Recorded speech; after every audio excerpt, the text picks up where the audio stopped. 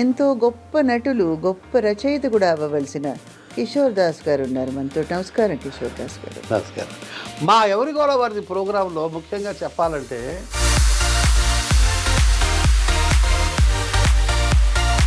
ఈ మధ్య మీరు ఎక్కువ తెరపైన కనిపించట్లేదని, మళ్ళీ ఎప్పుడు కనిపిస్తారని? 3000 పైచీలకు ఎపిసోడ్లు యాంకరింగ్ చేశాను, ఒక 85 సినిమాలు చేశాను. ఇంకా పని చేయాలా కానీ నాకు ఎప్పుడు అర్థం కాదు సార్, ఇన్ని వేల ఎపిసోడ్లు రకరకాల జానర్స్ చేశారు మీరు. మీకు పెద్దలకు మాత్రం అది ఎందుకు మిమ్మల్ని అలా అసోసియేట్ అయిపోయింది ఆ image? I feel happy for that. నాకు ఇప్పుడు నేను చేసిన డోసేజ్ కన్నా ఇప్పుడు వస్తున్న కార్యక్రమాల డోసేజ్ ఎక్కువ ఉంది. కొన్ని సినిమాలు మీకు బాగా మంచి పేరు తెచ్చిపెట్టిన పాత్ర ఒంగోలు గిత్త. కానీ ఆ సినిమా ఎంట్రీ చాలా గమ్మత్తుగా జరిగింది. నాకు ఒక రోజు ఆ కంపెనీ నుంచి ఫోన్ వచ్చింది, 1000 రూపాయలు చొప్పున ఇస్తాను. నేను ఇప్పుడే బాత్రూమ్కి వెళ్ళి వస్తాను సార్ అని ఇంటికి వచ్చాను. అలా ఒక్కసారి బాత్రూమ్కి వెళ్తే ఇన్ని 2000 పెరిగింది. అంటే కనీసం 10 సార్లు ఇక్కడ. సో అలా ఆ విధంగా ప్రయాణం కొనసాగుతున్న టైంలో ఈ మధ్య ఏదో మిమ్మల్ని ఇంట్లోంచి పంపించేసి 83 రోజులు హాస్టల్లో ఉన్నాను. ఎంతమంది సార్ మీరు? అన్న చెల్లెళ్ళు? 5గురు. ఎవరు లేరు ఇప్పుడు, ఒక్కడే ఉన్నారు. ఎలా జరిగింది సార్? ఉంది అంటే ఇది ఇంకో విషయం చెప్పొచ్చు చెప్పకూడదు. 7 ఏళ్ల కొడుకు కూడా పోయాడు క్యాన్సర్తో. 10 నెలలు యాతన పడ్డాను. అప్పట్లో డబ్బులు కూడా లేవు. అంటే కన్నా జీవితంలో భాగం కదా సార్. జీవితంలో ఒకటమ్మా నేను గమనించాను, అన్నిటికన్నా కష్టం గర్భశోకం అంటారు కానీ కాదు, ఆకలి అన్నిటికన్నా డేంజర్. ఫుడ్కి డబ్బులు లేవు. వైజాగ్ వెళ్ళిపోయాను, ఏదో చిన్న ఉద్యోగం చేసుకుంటూ బతికాను. ఏంట్రా నువ్వు అన్నం తిన్నావా అన్నది. ఏడ్ చేశా. ఇప్పుడు ధనవంతుడు ఒకరోజు నేను అన్నం తిన్ను ఫాస్టింగ్లో ఉంటాను అంటే కాదు.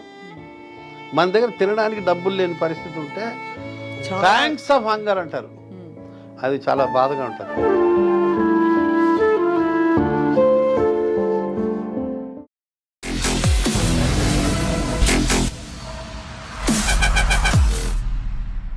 అందరికీ నమస్కారం and welcome to this candid conversation. అప్పుడెప్పుడో ఒక మహానుభావుడు, ఐ థింక్ దీపక్ చోప్రా గారు అనుకుంటాను, ఏజ్లెస్ బాడీ టైమ్లెస్ మైండ్ అని ఒక పుస్తకం రాశారు. కొంతమంది వ్యక్తుల్ని చూస్తే అలా అనిపిస్తుంది అనమాట. నేను ఎప్పుడో 2004-5 సంవత్సరాలలో కలిసిన కిషోర్ దాస్ గారు ప్రముఖ నటులు, షో హోస్ట్ అండ్ ఇంకా బహుముఖీయులుగా అందరికీ పరిచయం అయ్యారు వారు కొన్ని సందర్భాల్లో. వారు అప్పటి నుంచి ఇప్పటిదాకా ఒకే సైజులో, ఒకే పద్ధతిలో, ఒకే వయసులో ఉన్నట్టుగా కొనసాగుతున్నారు. వారి బ్యూటీ సీక్రెట్ ఏంటో తెలుసుకుంటూ ప్రయాణంలోని కొన్ని విషయాలు కూడా తెలుసుకునే ప్రయత్నం చేద్దాం. సార్ నమస్కారం. ఏమి చేయలేదు, ఎదగలేదు అన్నది బాగా చెప్పారు. Very happy to know it. ఆనందంగా ఉంది. ఎంత ఆనందం అమ్మా ఎదగకపోవడం అన్నది. అవును, happy. But you haven't aged actually at all sir. Physically and mentally. అంటే మెంటలీ అసలు ఏజ్ కాకూడదు ఎవరు. అవును. బట్ ఫిజికలీ కూడా you are looking as healthy as 20 years ago. Happy, very happy, always happy. అందులో ఏం అనుమానం లేదు. అవును. ఎక్కువ పెట్టుకోను, వర్రీలు తక్కువ. మన వల్ల ఇతరులకు వరి అవ్వాలి కానీ అంతే తప్ప మనం వరి అవ్వ. నేను ఒకడికి ఛాన్స్ ఇవ్వను నన్ను బాధ పెట్టడానికి. ఎవరో ఏదో అన్నారనుకోండి, నేను క్యారీ చేశాను అనుకోండి, అతని తప్పు కాదు, నా తప్పు అవుతుంది. ఆ క్లారిటీ ఉంది. రైట్. ఈ మధ్య మీరు ఎక్కువ తెరపైన కనిపించట్లేదని, మళ్ళీ ఎప్పుడు కనిపిస్తారనే ఒక ప్రశ్న. చాలా వర్క్ చేశాను. ఎనఫ్ 3000 పైచీలకు ఎపిసోడ్లు యాంకరింగ్ చేశాను, ఒక 85 సినిమాలు చేశాను. ఇంకా పని చేయాలా చాలు. అంటే పని కేవలం ఉల్లాసం కోసం కదా సార్? ఒక్క షో చేస్తున్నాను ఇప్పుడు, బాబాయ్ హోటల్ అని మల్లెమాల వాళ్ళకి ఈటీవీ అభివృద్ధి ఛానల్లో టెలికాస్ట్ అవుతుంది, అదొకటి చేస్తున్నాను. చాలు. నెలకు 3-4 రోజులు వర్క్ ఉంటుంది. నాకు ఇష్టమైన పుస్తకాలు చదువుకుంటున్నాను. సినిమాలు రోజు ఒక సినిమా, 1.5 సినిమా చూస్తా ప్రతిరోజు. ఏదో పుస్తకం కాసేపు చదువుతా, తర్వాత ఫోన్ తినేస్తుందమ్మా టైమా. అంటే మీరు ఏం చేస్తారు? రీల్స్ అవి చూసుకుంటూ కూర్చుంటారు? అసలు ఏం చూడను, ఏం చూస్తానో నాకు తెలియదు. బట్ చాలా టైం ఫోన్ తినేస్తోంది, దాన్ని తగ్గించాలి అని రోజు అనుకుంటున్నాను. రోజు అనుకుంటా ఇవాళ కొంచెం ఎక్కువ చదవాలి అని. చదువుతా, ఖచ్చితంగా రోజు చదువుతా. చదవకపోతే ఒక ఎంప్టీనెస్ వస్తుంది. 100% చదవాల్సిందే. అయితే ఒకప్పుడు చాలా ఎక్కువ చదివేవాడిని, ఇప్పుడు ఎక్కువ ఫోన్ చూస్తున్నాను. చాలాసార్లు అనుకుంటున్నాను ఫోన్ తగ్గించాలి అని. తెలుగు సాహిత్యం నాకు ఏరియా ఆఫ్ ఇంట్రెస్ట్. ఓకే. చదువుతూ ఉంటాను పుస్తకాలు. అంటే ఎలాంటి సాహిత్యం? అన్నీ, మహమ్మద్ కదీర్ బాబు దగ్గర నుంచి కొంచెం సమకాలీన. కొడవటి గంటి కుటుంబరావు, అప్పటిదాకా రావి శాస్త్రి దగ్గర నుంచి అన్నీ, వాట్ నాట్, తిలక్ దగ్గర నుంచి శ్రీశ్రీ, సరే వదిలేయండి. ఏది కనబడితే అది చదువుతా. రాజా రామ్మోహన్ రావు కథలు అద్భుతంగా ఉంటాయి. వి రాజా రామ్మోహన్ రావు ఎక్స్ట్రాడినరీ రైటర్. చాలా రైటర్లు కూడా ప్రేమించే రైటర్ ఆయన. కానీ మీకు అంటే ఏ జానర్ నచ్చుతుంది? జీవితం, ప్రేమ కథల, జీవిత సత్యం, life life life life is more larger than all that. Life life Raja Rammohan Rao కథల్లో అధో జగత్ సహోదరుల గురించి ఎక్కువ ఉంటుంది. బిచ్చగాళ్ళు, పాకెట్ మార్లు, పనోళ్ళు, చిన్న చిన్న దుకాణాల్లో చేసేవాళ్ళు, పల్లెటూరు నుంచి ఊళ్ళకి మైగ్రేట్ అయ్యేవాళ్ళు, వాళ్ళ జీవితాల మీద ఫోకస్ చేస్తాడు. భలే ఉంటుంది. అదే కదీర్ బాబు ఇంకా అల్టిమేట్, చెప్పే పని లేదు అతని స్టైలు. ఈ మధ్య కొత్త పుస్తకం ఒకటి చదివాను, రవి మంత్రిది, అమ్మ డైరీలో కొన్ని పేజీలు. భలే ఉంది. అంటే ఎండమూరి దగ్గర మొదలు పెట్టాము అప్పట్లో. ఎండమూరి మేడస్, అసలు చదవడం నేర్పింది ఎండమూరి అని చెప్పాలి. ఆ పుస్తకాలన్నీ ఎప్పుడు చదివాను అసలు అన్నీ. అమ్మో అది ఏంటి ఆ పుస్తకం, ఒకటి వెన్నెల్లో గోదావరి కాదు, ఒక అంతర్ముఖం ఒకటి, ఋషి ఒకటి. ఋషి అయితే ఒక 200 సార్లు చదివి ఉంటాను ఎండమూరిది. అంతర్ముఖం ఒకటి చాలాసార్లు, ఒక 50-60 సార్లు చదివి ఉంటా. ఆ 2 పుస్తకాలు పర్టికులర్లీ ఎక్సైటింగ్. ఇప్పటికీ అప్పుడప్పుడు మనం ఒక్కోసారి ఏం చేస్తాం, టీవీలో సినిమాలు, అదే ఓటీటీలో సినిమాలు చూస్తుంటాం. ఒక్కోసారి మనకి ఏ సినిమా నచ్చదు, అప్పుడు వెనక్కి వెళ్ళిపోయి ఏదో పాత సినిమా, ఏ సంగమో చూస్తాం. అవును. లేకపోతే సత్యజిత్ రే సినిమా ఒకటి చూస్తాం, త్రయో ఉంది కావడదు, అపూర్ సంసార్, అవన్నీ ఏదో ఒకటి చూస్తాం, పతేరు పాంచాలి చూస్తాం, వెనక్కి వెళ్ళిపోతాం. అట్లా నాకు బ్లాంక్ అయిపోయినప్పుడు ఋషి చదువుతా. ఎండమూరి ఋషి చదివితే మళ్ళీ ఒకసారి ఛార్జ్ అవుతుంది. అట్లా చలం పుస్తకాలు చదివితే మళ్ళీ ఛార్జ్ అవుతుంది. చలం ముఖ్యంగా జీవిత ఆదర్శం. అసలు ఆ దేశికాచారి క్యారెక్టరైజేషను, బతకడం ఎలాగా అని నేర్పిస్తాడమ్మా దేశికాచారి. గొప్పగా ఉంటుంది. సో ఇదే మీ జీవితంలోని పెద్ద కాలక్షేపం అంటే ఇదే, చదవాలి పుస్తకాలు, చదువుతా, సాహిత్యం చదువుతా. అంటే మరీ, కానీ నాకు ఎప్పుడు అర్థం కాదు సార్, ఇన్ని వేల ఎపిసోడ్లు, రకరకాల జానర్స్ చేశారు మీరు. మీకు పెద్దలకు మాత్రం అది ఎందుకు మిమ్మల్ని అలా అసోసియేట్ అయిపోయింది ఆ ఇమేజ్? ఎగ్జాక్ట్లీ, అవును, ఇమేజ్ ఫాలో.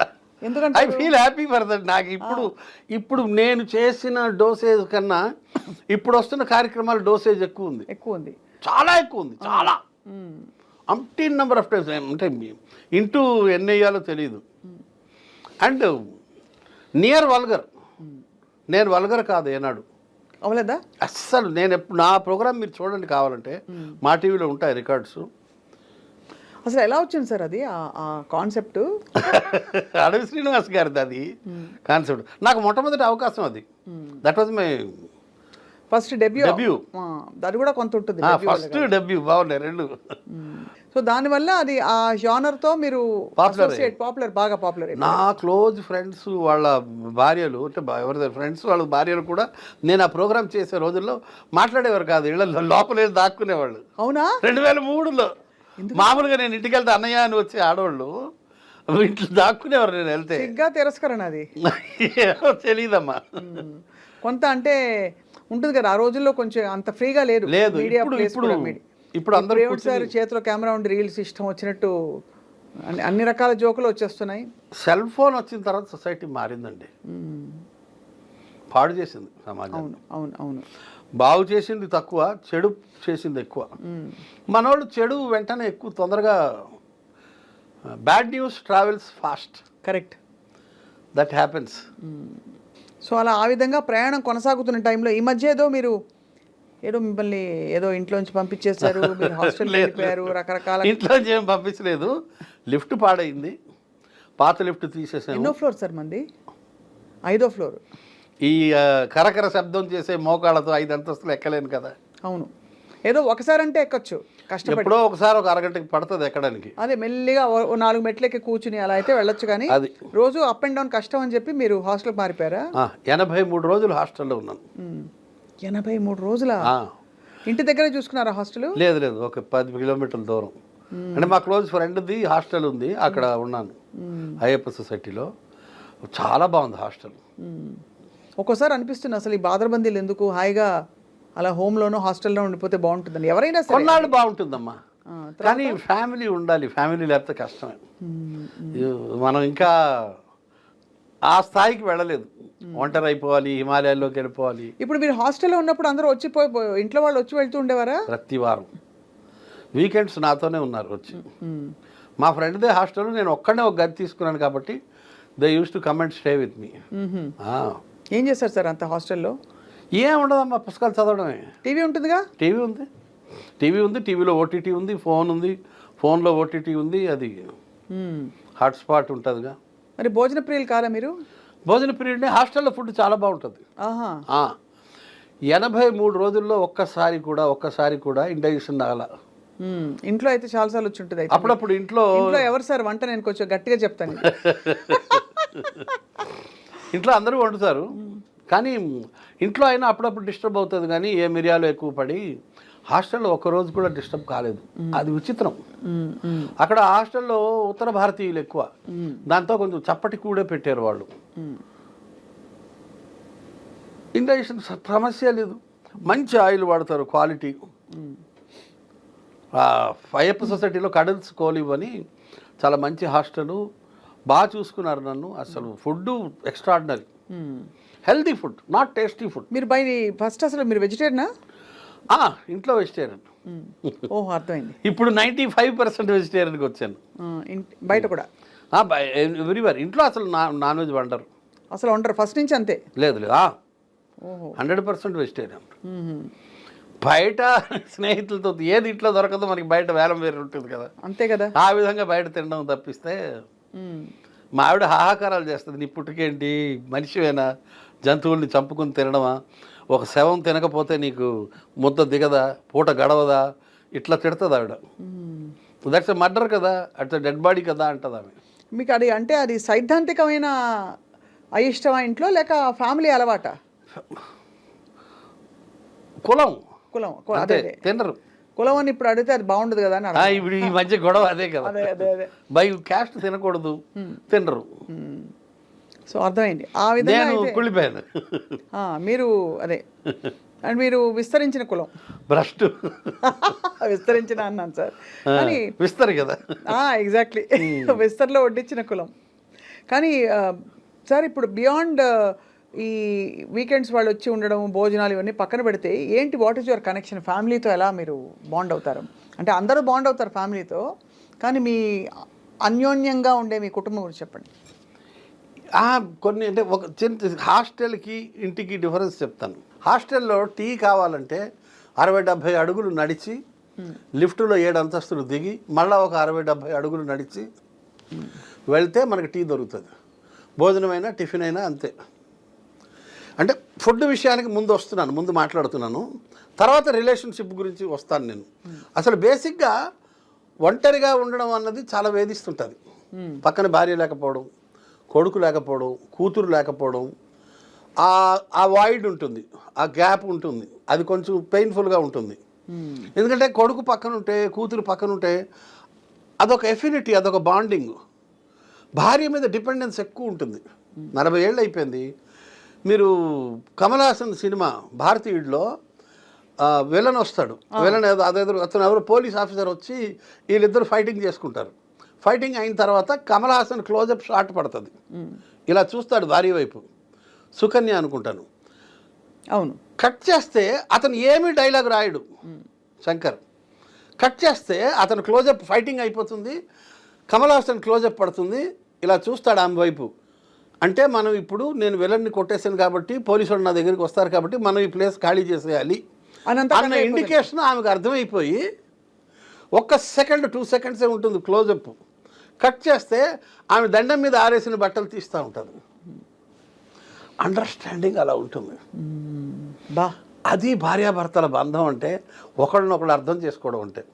నేను పొద్దున్నే లేచి బ్రష్ చేసుకుని వచ్చి నా కుర్చీ మీద కూర్చుని నేను ఇలా రిమోట్లు పట్టుకుని టీవీ చూస్తుంటా. మా ఆవిడ వంటగదిలోంచి నన్ను చూస్తుంది. వీడిప్పుడు టీ తాగుతాడు అన్నది ఆమెకి ఇండికేషన్. నేను కుర్చీ మీద కూర్చున్న 120 సెకండ్స్లో నాకు టీ వస్తుంది. మళ్ళీ అరగంటలో ఇంకొక టీ వస్తుంది. నేను కనీసం ఇలా చూడను కూడా చూడను. అంత డిపెండెన్స్ ఉంటుంది భార్య మీద. హాస్టల్లో అది లేదు. నేను 60-70 అడుగులు నడిచి లిఫ్ట్ దిగి వెళ్ళాలి. పైపెచ్చు అక్కడ మనుషులతో నాకు అనుబంధం ఉండదు. ఇక్కడ నా భార్య ఊరు వెళ్ళింది అనుకోండి, ఆ పని నా కూతురు చేస్తుంది, ఆ పని నా కొడుకు చేస్తాడు. ఎందుకంటే అక్కడ ఒక ఎఫెక్షన్ ఉంటుంది, అక్కడ ఒక రిలేషన్షిప్ ఉంటుంది, అవును, ఒక బంధం ఉంటుంది, బ్లడ్ ఉంటుంది. హాస్టల్లో అది ఉండదుగా. అవును, హాస్టల్లో ఒక ఎంప్టీనెస్ ఉంటుంది. మనం ఇక్కడ టీ తెచ్చే మనిషిగా చూసినా కూడా తెచ్చేవాళ్ళు తేరు. ఇలా ఇలా ఇలా తిరిగి చూసినా కూడా అంతేనా. ఇంట్లో మనకి ఆ బాండేజ్ ఉంటుంది. అవును. నాకు 83 రోజులు ఉండి వచ్చాను. అక్టోబర్ 23 వచ్చాను. ఆగస్ట్ 1 వెళ్ళాను. లాస్ట్ 10-15 రోజులు అయితే నేను కింద మీద అయిపోయాను, ఫిష్ అవుట్ ఆఫ్ వాటర్ అయిపోయాను. మా ప్రెసిడెంట్కి రోజు ఫోన్ చేసి, మహేష్ ఇంకా ఎప్పుడయ్యా లిఫ్ట్ తయారవుతుంది, అయ్యా హరి గారు, సెక్రటరీ గారు, వెంకట గారు ఎప్పుడు లిఫ్ట్ తయారవుతుందంటే, దాస్ గారు చేసేస్తాం, కొంచెం ఓపిక పట్టండి దాస్ గారు, అయిపోద్ది 2-3 డేస్లో. పాపం వాళ్ళు మా ప్రెసిడెంట్ సెక్రటరీ వాళ్ళు కూడా పాపం చాలా ఓపిక చేసుకుని, అయ్యా శ్రీధర్ గారు, ఏమిటూరి శ్రీధర్ గారు కొంచెం లిఫ్ట్ చూడండి సార్, త్వరగా అయ్యేటట్టు చూడండి సార్ అని నేను ఫోన్లు చేసి పాపం చాలామందిని ఎంత విసిగించాలో అంత విసిగించాను. పాప వాళ్ళందరూ చాలా ఓపికతో నా జీవకులు నాతో పాటు ఉండే మా బిల్డింగ్లో ఉండే వాళ్ళందరూ ఎంతో ఓపికగా నాకు రిప్లై ఇచ్చారు. మొత్తానికి 83 డేస్ తర్వాత ఇంటికి వెళ్ళా. ఇంటికి వెళ్ళడానికి 83 డేస్ ఎందుకు పట్టింది? లిఫ్ట్ ఎందుకు? పాత లిఫ్ట్ తీయడానికి 4 రోజులు పట్టింది. ఓహో, తీసి కొత్త లిఫ్ట్ ఏమో పెద్దది. మళ్ళీ గోడలు పగలగొట్టారు. గోడలు పగలగొట్టి మళ్ళీ కాంక్రీట్ వర్క్ చేసి మళ్ళా వాటిని ఏమంటారు, రాళ్ళు పరుస్తారు, గ్రనైట్ రాళ్ళు పెట్టి మళ్ళీ కొత్త lift Johnson and Johnson automatic పెద్ద లిఫ్ట్ అది పెట్టేసరికి 83 రోజులు అయిపోయింది.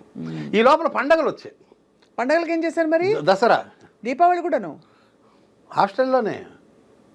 బహుత్ అన్యాయం. ఏం చేస్తాం, ఫోను ఒకళ్ళ మొహాల్లో భోజనాలు పట్టుకొచ్చారా? తెస్తారుగా, మామూలే కాదు. హాస్టల్లో కూడా స్పెషల్ ఫుడ్ చేశారు. దసరా వచ్చింది, దీపావళి వచ్చింది, లిఫ్ట్లో పనిచేసేవాళ్ళు రాలా, లేట్ అయింది. నేను ఇక్కడ ఉండిపోయాను. పాపం వీళ్ళు వచ్చి ఉన్నారు ఇక్కడ నాతో పాటు, ఇబ్బంది లేదు. కొడుకు ముఖ్యంగా కాపలా కాశాడు, ఫ్రీక్వెంట్గా వచ్చి వెళ్ళేవాడు. వాడు చూసుకున్నాడు బాగా. కొడుకు ఉంటే అదొక దమ్ము, ధైర్యం గొప్పగా ఉంటుంది. ఎంతమంది సార్ మనకి? అబ్బాయి అమ్మాయి. ఓకే, అబ్బాయి అమ్మాయి. అబ్బాయికి ఎన్నేళ్ళు? 34. అమ్మాయి 10 years చిన్న. నాకు 40 ఏళ్ళప్పుడు కూతురు పుట్టింది. when I was 40 years old. And she is now 24. So అయితే మీరు 64. 63 years and few days. మొన్న అక్టోబర్ 11 అమితాబ్ బచ్చన్ నేను ఒకే రోజు, సంవత్సరం తేడా. అబ్బా, పుట్టాము. చాలా మీరు ఈవెంట్ఫుల్ లైఫ్ అంటే ఫస్ట్ నుంచి. కానీ ఈ ఎంటర్టైన్మెంట్ మీడియాలోకి అసలు ఎలా వచ్చారు మీరు? అనుకోకుండా వచ్చాను. నేను ఈనాడు ఆంధ్రజ్యోతిలో కొద్దికాలం ఉద్యోగం చేసి జర్నలిస్ట్గా ఉన్నారు. వదిలేసి అడ్వర్టైజింగ్ ఏజెన్సీలో అనువాదాలు చేసుకుంటూ ఉండేవాడిని. మీరు చెప్పిన కొన్ని కోట్స్ చెప్పరా? ఒక ఐడియా మీ జీవితాన్ని మార్చేస్తుంది. అది మీద సార్ నేను విరివిగా చాలాసార్లు వాడేసుకున్నాను. మంచిదేగా, ఒక్క ఐడియా జీవితాన్ని మార్చేస్తుంది. ఐఎమ్ ప్రౌడ్ ఆఫ్ యూ అమ్మా. ఎన్నిసార్లు వాడుకుంటామో. అది లోయల్ ఇంటాస్ వాళ్ళకి రాశారు. గిరి సార్ మేనేజర్ అప్పుడు. ఆ ఏజెన్సీతోనే ఒక మంచి అనుభవం ఉంది, చెప్తాను. అట్లా చాలా రాశాను. తర్వాత స్మాల్ సేవింగ్స్ కూడా రాశాను. సొమ్ము భద్రం భవిత బంగారం అదొకటి రాశాను. దానికి ఇంగ్లీష్ ఏదో ఉండే, సేఫ్ మనీ ఫ్యూచర్ ఏదో ఉండే. ఒరిజినల్ పట్టుకోను నేను, భావంలోకి వెళ్ళిపోతా. అంటే ట్రాన్స్లేషన్స్ ఇవి. ఐడియా మీ జీవితాన్ని మార్చేస్తుంది. అది కూడా అనువాదమే. అనువాదం ఒరిజినల్ ఏంటో. Original an idea changes your life, something like that. అదే నేను అంతా ఒకేసారి వస్తుంది థాట్ అనమాట. ఇంగ్లీష్లో థాట్ వస్తుంది, అక్కడ ఇంగ్లీష్ లైన్, ఇక్కడ తెలుగు లైన్ రాస్తాం అట్లా. వాయిస్ కూడా ఇచ్చారు కదా మీరు యాడ్స్కి వాటికి. ఏది మీరు ఎక్కువ బాగా తృప్తినిచ్చిన జాబ్ అంటే మీ వర్క్ ఏది? ఈ యాంకరింగ్ ఒకవైపు, యాక్టింగ్ ఒకవైపు, అడ్వర్టైజింగ్ లైన్ ఒకవైపు, ఇంకోవైపు వాయిస్ ఇవ్వడం. జర్నలిజం. అవునా?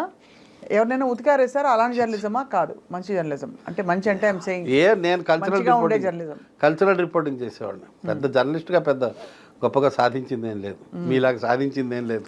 నేను మనుషుల్ని సాధిస్తా సార్, ఏం సాధించాను తెలియదు కానీ అంతేగా. నేను ఇంట్లో వాళ్ళని సాధిస్తుంటాను. జర్నలిజం తర్వాత అడ్వర్టైజింగ్ ఏజెన్సీలో పనిచేసేవాడిని. ఒకరోజు ఏదో ఇట్లా కూర్చుని ఉంటే యాడ్ ఏజెన్సీలో ఒక ఆమె మాలిని రెడ్డి అనే మేడం వచ్చి, దాస్ నువ్వు చిన్నప్పుడు ఎప్పుడు నాటకాలు వేసానని చెప్పావు నాకు, ఇవాళ ఏదో ఆడిషన్స్ జరుగుతున్నాయి, ట్రై చేయ ఒకసారి అంది. చాలామంది వచ్చి వెళ్ళారు, నచ్చట్లేదు సార్కి అంటే, నేను ఎప్పుడో చిన్నప్పుడు 2-3 నాటకాలు వేసానమ్మా, నాకు పెద్ద అనుభవం లేదంటే, పర్లేదు వెళ్ళు అన్నారు. వెళ్ళాను. ఆయన ఎవరు నువ్వు అంటే, ఇట్లా ఇక్కడ ట్రాన్స్లేటర్ని సార్, కాపీ రైటర్ని, Telugu copy writer, Telugu translator, acting experience ఉందంటే, మెట్రికులేషన్లో ఒక నాటకం, ఇంటర్మీడియట్లో ఒక నాటకం, మా ఊరిలో సర్వేశ్వర గారి డైరెక్షన్లో ఒక నాటకం, మెట్రికులేషన్లో డీకే మేషారు, సహదేరావు గారి మేషారు వాళ్ళ డైరెక్షన్లో ఒక నాటకం, ఇంటర్మీడియట్లో ఒక ఒరియా నాటకం ఏదో చేశాను. సరే నీకు 1 లక్ష రూపాయలు ఇస్తున్నాను, కూర్చో, 1 లక్ష రూపాయలు నీకు ఇస్తున్నాను, ఫేస్ చూపించాను. చూపెట్టాను, ఆనందం. బాగుంది, చాలా బాగా చేసావయ్యా, చాలా ఆనందం, బాగా చూపెట్టావు, ఒక 50,000 వెనక్కి తీసుకుంటున్నాను, ఎక్స్ప్రెషన్ ఇవ్వు అన్నాడు. ఇచ్చాను. మళ్ళీ ఒక 25,000 ఇస్తున్నాను అన్నాడు, మళ్ళీ తీస్తున్నాను అన్నాడు. ఆ వేరియేషన్స్ చేయమన్నాడు, చేశాను. 3 రోజుల తర్వాత షూటింగ్ ఉంటుందో వచ్చే అన్నాడు. స్పాట్లో డిసైడ్ చేశాడు ఆయన. అట్లా స్మాల్ సేవింగ్స్ యాడ్కి ఫస్ట్ వర్క్ అనమాట అది. అప్పటికి మీరు ఇలాగే ఉండేవారా? ఇంకా బాగా సన్నగా ఉండేవారా? లేదు లేదు, లావుగానే ఉన్నాను. నేను పెళ్ళైన 5 ఏళ్ళకి లావు అయిపోయాను. మీ ఆవిడ వంట అంత బాగుంటుందా సార్? లేదమ్మా, మా జీన్స్ అలాగే ఉంటుంది, జెనెటిక్. ఇంట్లో అందరూ ఇలాగే ఉంటారు. సో అట్లా ఎంటర్ అయ్యాను. మెల్లగా ఇంట్రెస్ట్ కలిగింది, అరే ఇందులో ఏదో ఉంది అని. మెల్లగా ఈ సీరియల్స్, చిన్న చిన్న మోడలింగు, అప్పుడు ఏవో మోడలింగ్ చేశా, స్మాల్ సేవింగ్స్కి, సిడిఆర్ హాస్పిటల్కి, ఏవో రకరకాలు చేశాను. ఫండు కాలింగ్ అని టాటా టెలి సర్వీసెస్ వాళ్ళకి, ఇలాగ చాలా మోడలింగ్ కూడా చేశాను అప్పట్లో. మెల్లగా టీవీ ఫీల్డ్లోకి వచ్చా. ఒకానొక పార్టీలో అడవి శ్రీనివాస్ గారు కలిసి అవకాశం ఇచ్చారు. మొదటి టెస్ట్లో ఫెయిల్ అయ్యాను, తర్వాత పాస్ అయ్యాను. మెల్లగా వచ్చేసింది. తర్వాత ఈటీవీ 2లో ఆహా అనే ప్రోగ్రామ్ 7 ఏళ్ళు చేశాను. తర్వాత ఎవరి గోల వారిది సూపర్. ఎవరి గోల వారిది అయితే సూపర్ హిట్. ఒక 5 ఏళ్ళు దున్నేశారు మీరు. అసలు ఆ షో కోసం వెయిట్ చేసేవారు అందరూ. ఇందాకలో మీరు లక్ష్మీ పార్వతి వాయిస్ చేశారు కదా, కొంచెం చేయండి ఒకసారి, చెప్తాను. అంటే ఏ విధంగా? ఇప్పుడు ఏదైనా నన్ను ఇంటర్వ్యూ చేయండి. లక్ష్మీ పార్వతి ఎంతో గొప్ప నటులు, గొప్ప రచయిత కూడా అవ్వవలసిన కిషోర్ దాస్ గారు ఉన్నారు మనతో. నమస్కారం కిషోర్ దాస్ గారు. నమస్కారం. మా ఎవరి గోల వారిది ప్రోగ్రాంలో ముఖ్యంగా చెప్పాలంటే అన్ని వాయిస్లు ఒకే మనిషి ఇచ్చాడు. ఎవరు సార్ వాళ్ళు? భవిరి రవి. భవిరి రవి గారు నాకు తెలియకపోవడం ఏంటి సార్? ధ్వని అనుకరణ చక్రవర్తి. అవును, ఆల్ వాయిసెస్, ఇందిరాగాంధీ దగ్గర నుంచి, బరాక్ ఒబామా దగ్గర నుంచి, సోనియా గాంధీ దగ్గర నుంచి, జవహర్లాల్ నెహ్రూ వాయిస్ దగ్గర నుంచి, రాజశేఖర్ రెడ్డి గారి అందరికీ నమస్కారములు, అంతేనా? అదే బరాక్ ఒబామా. అసలు ఏంటేంటో చేసేస్తాడు ఆయన, మాయ చేసేస్తాడు. అవును అవును, అద్భుతం. మీరు మిమిక్రీ చేస్తుంటే గుర్తొచ్చింది మా భవిర్ రవి. నాకు ఇంట్రెస్ట్ సార్ మిమిక్రీ. నేను కూడా ఒక 8-10 గొంతులు అలా ప్రాక్టీస్ చేసి చిన్నగా. భవిర్ రవి 150కి పైగా గొంతులు చేశాడమ్మా. అయ్యో, ఆయన తోపు జీనియస్. అసలు నాకు ఆశ్చర్యం వేస్తుంది, అంత టాలెంట్ ఎట్లా ఉంటుంది ఒక మనిషి దగ్గర అని. అన్ని వాయిస్లు చేయడం అంత చిన్న విషయం కాదు. అండ్ దాదాపు నేరుగా చేస్తాడు ఆయన. చంద్రబాబు అంటే దాదాపు చంద్రబాబు దగ్గరగా వెళ్తాడు. మీరు చేయరా సార్ మిమిక్రీ? అస్సలు రాదమ్మా, అసలు. మీరు జస్ట్ వచ్చి సూత్రధారుడు అంతే. మీరు వచ్చి అనేసి ఇదేం జరిగిపోతుందని నేను కొంచెం సెటైర్ బాగా పలుకుతుంది నాకు కొంచెం. అంటే మెయిన్గా అంటే నేను డైరెక్టర్స్ యాక్టర్ని ఆల్వేస్. నాకు పెద్ద సొంతంగా ఏమి అన్ని తెలివితేటలు ఉండవు, అంత టాలెంట్ కూడా లేదు. అయ్యో. కానీ డైరెక్టర్ చెప్పింది పట్టుకోగలుగుతా. మాకు అంజద్ బాబు గారు డైరెక్టరు. ఆయన అసలు ఆయన కూడా చాలా సహజ వేటకారి, మామూలు కాదు రియల్ లైఫ్లో కూడా. అంతే. ఆయన చెప్తాడు, నేను చేసేస్తాను. నేను ఏ షూటింగ్కి వెళ్ళినా కూడా, నేను ఇప్పుడు వినోద్ ఫిల్మ్ అకాడమీలో ప్రిన్సిపాల్గా పనిచేస్తున్నాను. నేను మా స్టూడెంట్స్కి ఎప్పుడు చెప్తుంటాను, డైరెక్ట్ షూటింగ్కి వెళ్తే ఫస్ట్ డైరెక్టర్ నాడి పట్టుకోండి అంటాను. అవును, డైరెక్టర్ పల్స్ పట్టుకోవాలి.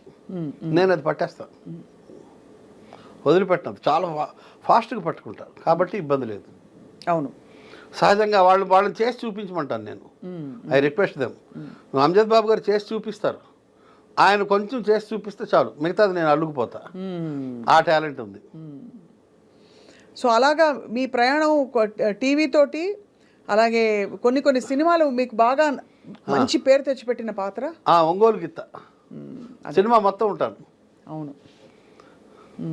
రామ్. కానీ ఆ సినిమా ఎంట్రీ చాలా గమ్మత్తుగా జరిగింది.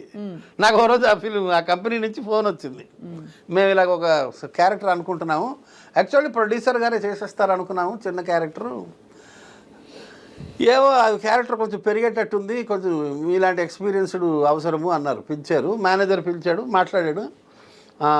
ఎంత తీసుకుంటావు అంటే, నాకు ఆల్రెడీ ఒంగోలు గిత్త ఎవరి గౌరవ వారిదిలో రోజుకి 10,000 ఇస్తున్నారు, ఎపిసోడ్కి 10,000 అన్నాను. 1,000 రూపాయలు ఇస్తానన్నాడు. ఒక 25 రోజులు ఎంతో ఉండొచ్చు, 20 రోజులు ఉండొచ్చు, 30 రోజులు ఉండొచ్చు, 25 రోజులు ఉండొచ్చు, 1,000 రూపాయలు చొప్పున ఇస్తానన్నాడు. నేను ఇప్పుడే బాత్రూమ్కి వెళ్ళి వస్తాను సార్ అని ఇంటికి వచ్చాను. అంతేనా? మళ్ళీ ఒక 4-5 రోజుల తర్వాత మళ్ళీ ఫోన్ చేశాడు. నేను వెళ్ళాను, సరే అని. వెళ్తే 3,000 ఇస్తామండి అన్నాడు. ఓహో, అలా ఒక్కసారి బాత్రూమ్కి వెళ్తే ఇన్ని 2,000 పెరిగింది. అంటే కనీసం 10 సార్లు మీకుంది ఇక్కడ, మీది ఎటకారం తక్కువ కాదు. 2,000 మళ్ళీ బాత్రూమ్కి వెళ్ళాను, మళ్ళీ పిలిచారు 4 రోజుల తర్వాత, మళ్ళీ 5,000 చేశారు. మళ్ళీ బాత్రూమ్కి వెళ్తానని లేస్తుంటే పట్టుకున్నాడు, కుదరదు అట్లా లేదు అన్నాడు. ఇప్పుడే నిజంగా వస్తానని చెప్పి మళ్ళీ ఇంటికి వెళ్ళిపోయా. ఒక వారం రోజుల తర్వాత మళ్ళీ ఫోన్ చేశారు, 5,000 కాదు కానీ మీరు వచ్చి కొంచెం మాట్లాడండి. నేను రానని చెప్పాను. నేను మొండికేసాను, నా వల్ల కాదండి, మీరు ఏందండి ఈ చేపల భారం. అంతే కదా మరి, ఈ మేనేజర్లు ఎంత సంస్థకి మిగులుద్దామా అని ఆలోచిస్తాను. అంతేగా, వాళ్ళ పనే అది. పాపం వాళ్ళు మాత్రం ఏం చేయగలరు. నేనైతే చెప్పాను, నేను రానండి, మీ చేపల బేరం నా వల్ల కాదు, మానేయండి, అక్కర్లేదు, నాకేం అవసరం లేదన్నాను. డైరెక్టర్ గారు పిలుస్తున్నారు అని చెప్పారు. డైరెక్టర్ పిలిస్తే వెళ్ళాలి. Director is the boss, director is the God for an actor. వెళ్తే ఆయన చెప్పాడు, దాసు, నేను ఒక సినిమా ఫ్లాప్ అయింది నాది, ఒక సినిమా హిట్ అయింది, ఆ సందిగ్ధంలో, ఆ సంధి కాలంలో నేను ఉన్నాను. నాకు కూడా ఈ సినిమా ఒక పరీక్ష. నువ్వు నాకు కోఆపరేట్ చేస్తే నేను భవిష్యత్తులో ఈ సినిమాలు చేస్తూనే ఉంటాను, కాబట్టి నీకు నేను వేషం ఇస్తాను, నాకు కొంచెం కోఆపరేట్ చేసి చెయ్యి అంటే, నేను ఇంత అమౌంట్ అనుకుంటున్నానండి, ఇస్తే చేస్తానండి అన్నాను. ఎంతో కొంత లేవోయ్, నీకు ఇస్తాను లేవోయ్, రావోయ్, నువ్వు చేయబోయ్ అన్నాడు. చేస్తాను సార్ అని చెప్పి అప్పుడు ఆయన మాటకి తలవకి నేను కోరుకునే అమౌంట్ తీసుకునే చేశాను. అంతే. బట్ మామూలుగా మీరు డిమాండింగ్ కిషోర్ దాస్ గారు అంటే అప్పుడు డిమాండింగ్, ఇప్పుడు లేదు, తగ్గిపోయింది. కాదు అంటే జనరల్గా మీరు పేమెంట్ అంటే పేమెంట్, మాట అంటే ఒకప్పుడు ఉండేవాడిని అట్లా, చాలా బాగా ఇదిగా. మనకి ఇల్లు గడవాలి కదా సార్, అది కూడా ఉంది కదా. ఒకప్పుడు ఉండేవాడిని, ఇప్పుడు ఎలా సార్ మీ కుటుంబ నేపథ్యం? పర్వాలేదు, ఇప్పుడు హ్యాపీ. ఇప్పుడు హ్యాపీ. కానీ స్టేజ్ దాటేసాను, ఆ స్టేజ్ దాటా. ఒకరోజు నేను ఒకే టీ ఒకే బన్నుతో గడిపాలని స్టోరీలు యాక్టర్లు అందరికీ ఉంటాయి, మీకు ఉందా సార్? ఉంది. మీకు నిజంగా ఉందా? నేనేదో ఒక్కరోజు రోజా ఉందండి, అది చెప్తానండి. అట్లా అప్పట్లో చాలా పర్టికులర్గా ఉండేవాడిని. ఇప్పుడు అంటే ఇప్పుడు లేదు.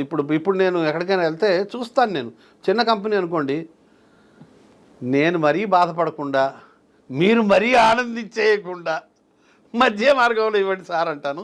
నేను ఫిగర్ చెప్పను. సో మరీ బాత్రూమ్కి వెళ్ళాల్సిన అవసరం లేకుండా, అంతేనా? ఎటకారికి ఎటకారము. అట్లా ఇప్పుడు తగ్గింది. ఒకప్పుడు చాలా పర్టికులర్గా ఉండేవాడిని, ఇప్పుడు మారాను. ఇప్పుడు ఏంటి సార్ డిజిటల్ మీడియాలు అవి ఇవి అన్ని రకాల మీడియాలు ఓటీటీలు వచ్చాక అసలు ఇన్ఫ్లేట్ అయిపోయాయి కదా మొత్తం పేమెంట్స్. అవును, పెరిగాయి. సో అయితే మీరు కష్టపడిన సందర్భాలు ఉన్నాయి డబ్బులు లేక. ఒక్కరోజు ఒక్కరోజు ఎలా అవుతుంది? ఎప్పుడో చిన్నప్పుడు జరిగింది అట్లా. ఎంతమంది సార్ మీరు అన్న చెల్లెళ్ళు? 5గురు. 5గురు. ఎవరు లేరు, ఇప్పుడు ఒక్కడే ఉన్నాను. అయ్యో సార్ వాళ్ళు బాధగా. 2 తమ్ముళ్ళు. చాలా బాధ. తమ్ముళ్ళు కూడా వెళ్ళిపోయారా? 2 తమ్ముళ్ళు, చిన్నవాళ్ళే కదా సార్ అక్క, మీరే అన్నయ్య అందరూ. ఎలా జరిగింది సార్? లాస్ట్ తమ్ముడు 7 ఏళ్లకే బావిలో పడి చనిపోయాడు. అయ్యా అయ్యా అయ్యా. అక్క 7 ఏళ్లకే జ్వరం వచ్చి చనిపోయింది. అన్నయ్య 50 ఏళ్ళకి హార్ట్ అటాక్, తమ్ముడు 50 ఏళ్ళకి హార్ట్ అటాక్ బాబోయ్. ఉంది. అంటే ఇది ఇంకో విషయం చెప్పొచ్చు చెప్పకూడదు, 7 ఏళ్ళ కొడుకు కూడా పోయాడు క్యాన్సర్తో. ఇన్ని బాధలు చూసా లైఫ్లో. అమ్మా నాన్న కూడా పోయారు, ఒక్కళ్ళే మిగిలే. Sir sir sir tragic. కొడుకు ముఖ్యంగా 2-3 ఏళ్ళు పట్టింది కోలుకోవడానికి. కానీ ఎలా సార్ క్యాన్సర్? ఏం క్యాన్సర్ వచ్చింది? ఇక్కడ న్యూరోబ్లాస్టోమా అని multiple మెలైన్ tumours in the head. ఇవన్నీ గడ్డలు వచ్చాయి అబ్బాయికి. పాపం ఒక 10 నెలలు బాధపడ్డాడు. జ్వరం వచ్చింది, 10 నెలలు తగ్గల పాపం. అమ్మో 97. అది వద్దులేండి, అది కష్టం తట్టుకోవడం. కాదు సార్, మీరు చాలా 10 నెలలు యాతన పడ్డాను. అప్పట్లో డబ్బులు కూడా లేవు, అందరూ కోఆపరేట్ చేయడం వల్ల గట్టెక్కాను. ఇంత బాధను అనుభవించి మీరు అందరూ నవ్విస్తారా? ఇంత అన్యాయం ఇది. చాలామందికి శేఖర్ సుమన్ కానీ ప్రకాష్ రాజ్ కానీ అందరికీ లాస్ ఉంది లైఫ్లో. వద్దు, ఆ టాపిక్ వద్దు. అంటే కన్నా జీవితంలో భాగం కదా సార్. జీవితంలో ఒకటమ్మా నేను గమనించాను, అన్నిటికన్నా కష్టం గర్భశోకం అంటారు కానీ కాదు, ఆకలి. ఆకలి అన్నిటికన్నా డేంజర్. ఒక కథ ఉంది, చెప్పొచ్చా? కొంచెం లెంత్. చెప్పండి చెప్పండి. ఒక 5 minutes. చెప్పండి సార్. మహావిష్ణువుకి నారదుడికి గొడవ అవుతుంది. ఎవరు మానవ జన్మలో అన్నిటికన్నా దుఃఖం ఏంటి అంటే, నారదుడు అంటాడు గర్భశోకం. ఎవరైతే తన బిడ్డల్ని కంటారో వాళ్ళు పోతే అందరికన్నా కష్టం. అంటే మహావిష్ణువు కాదు, ఇంకోటి ఉంది అంటాడు. రుజువు చేయి అంటాడు. సో మా నారదుడికి ఆడజన్మిస్తాడు. వరుసగా ఒక 100 మంది పిల్లల్ని ఇస్తాడు. ఆ 100 మంది పిల్లలు 2-3 రోజుల్లో చచ్చిపోతారు. నారదుడు ఏం చేస్తాడు, వరుసగా ఆ పిల్లల్ని ఒకళ్ళ తర్వాత ఒకళ్ళని అంత్యక్రియలు చేసి కాల్చేస్తూ ఉంటాడు. అలాగో 30-40 మంది అవుతారు. అలసిపోతాడు. 2-3 రోజులు అవుతుంది, అప్పటికే తిండి ఉండదు, అలసిపోతాడు. ఆకలి గుర్తొస్తుంది. ఆకలి ఆకలి ఆకలి. మహావిష్ణువు చెప్తాడు గర్భశోకం కన్నా ఆకలి చాలా డేంజరు అని. అంటే లేదు, కన్నబిడ్డలు పోతే ఎక్కువ బాధాకరం అని ఆర్గ్యూ చేస్తాడు నారదుడు. చివరికి 30-40 మంది అంత్యక్రియలు అయిపోయిన తర్వాత కొంచెం శ్మశానంలో కొంచెం దూరంలో ఒక చెట్టు మీద ఒక పండు కనిపిస్తుంది. ఇతనికి ఆకలి, ఏం చేయాలో తెలియదు. 2 రోజులు అయింది, అన్నపానీయాలు లేవు. మొత్తానికి అప్పుడు చెట్టు ఎక్కలేడు, ఆకలి. ఏం చేస్తాడంటే ఆ పిల్లలు శవాలు వరుసగా పేర్చి వాటి మీద ఎక్కి, చనిపోయిన పిల్లల మీద ఎక్కి ఆ పండు అందుకుంటాడు. స్త్రీ అవతారంలో ఉంటాడు. అప్పుడు మహావిష్ణువు ప్రత్యక్షమై, చూసేవా కన్న బిడ్డల మీద తొక్కుకుంటూ వెళ్ళేవు, ఆకలి అన్నిటికన్నా డేంజరస్, అన్నిటికన్నా పెయిన్ఫుల్ అంటాడు. మనిషికి ఆకలి లేకపోతే చాలమ్మా లైఫ్లో, అది ఇవ్వకపోతే చాలు. అది ఒక్కటే అది ఆకలి. అన్నిటికన్నా యూ విల్ డూ ఎనీథింగ్ అండి ఆకలేస్తే. అలాంటి తీవ్ర పరిస్థితి గురించి తెలుసుకోవడానికి మీరు ఒక్కరోజే జరిగిందన్నారు కదా. అవును. ఏం జరిగింది ఒక్కరోజు చెప్పచ్చా, అడగచ్చా? అసలు ఫుడ్కి డబ్బులు లేవు. వైజాగ్ వెళ్ళిపోయాను, ఏదో చిన్న ఉద్యోగం చేసుకుంటూ బతికాను. 78లో ఒక 6 నెలలు ఉద్యోగం చేశాను. బరంపురం మా ఇల్లు. యాక్చువల్లీ విజయనగరంలో పుట్టాను, బరంపురంలో పెరిగాను. నా 10వ ఏట బరంపురం వెళ్ళిపోయాను. మెట్రికులేషన్ పాస్ అయ్యాను. తర్వాత వ్యాపారం ఏదైనా చేయొచ్చులే అనుకుని ముందు ట్రైనింగ్ కోసం బట్టల షాపులో ఉద్యోగం చేశాను. ఒక 6 నెలలు ఉద్యోగం చేశాను. తర్వాత మానేశాను, ఇంకో దగ్గర చేరదామని. మధ్యలో గ్యాప్ వచ్చింది. డబ్బులు లేవు, ఇంట్లో అడగడానికి నామోషి. ఉన్న డబ్బులన్నీ అయిపోయాయి. అక్కడ తెలిసిన 3-4 దగ్గర డబ్బులు అడిగేసి అవి కూడా తినేశాను. అసలు కంప్లీట్గా డబ్బులు అయిపోయాయి. ఒకరోజు తినడానికి కూడా డబ్బులు లేవు. ఉదయం నుంచి అద్దె ఇంట్లో ఉంటున్నాను, ఒకళ్ళ ఇంట్లో అద్దెకు ఉంటున్నాను.